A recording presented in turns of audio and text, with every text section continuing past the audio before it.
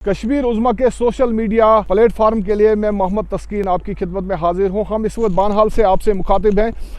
यहाँ आज 3 रोज़ तक मुसलसल बारिशों और बर्फ़बारी के बाद धूप निकल आई है, खिली खिली धूप है और मौसम बिल्कुल साफ़ हो गया है।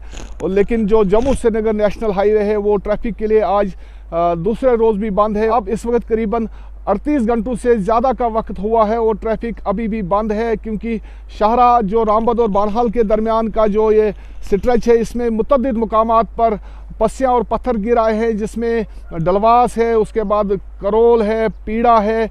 उसके बाद जब हम रामबन की तरफ मिहाड़ बहुत बड़ा चैलेंजिंग बना हुआ है। National highway authority of India, traffic police और जो ज़िला इंतज़ाम है उनके लिए, क्योंकि वहाँ पर सड़क का एक बहुत बड़ा हिस्सा निकल गया है और वहाँ पर रेस्टोरेशन में, वहाँ पर बहाली में वक्त लग सकता है। जब रामबन से आगे की तरफ आते हैं बानहाल की तरफ, तो मुतअद्दिद मुकामात पर अभी भी पत्थर जो गिरे हैं, सड़क पर मलबा गिरा है, तो उसको साफ़ करने के लिए कार्रवाई की जा रही है और उम्मीद है कि आज सपहर बाद तक इस सेक्टर को बहाल किया जाएगा। और जो मिहाड़ का इलाका है, रामबन के कस्बे के पास ही ये पड़ता है, तो वहाँ पर जो सड़क का एक बहुत बड़ा हिस्सा निकल गया है। फ़िलहाल जो हाईवे बंद है और ट्रैफिक जो है मुतअद्दिद मुकामात पर रोक दिया गया है, उधमपुर में, रामबन में और काजीगुंड के सेक्टर में।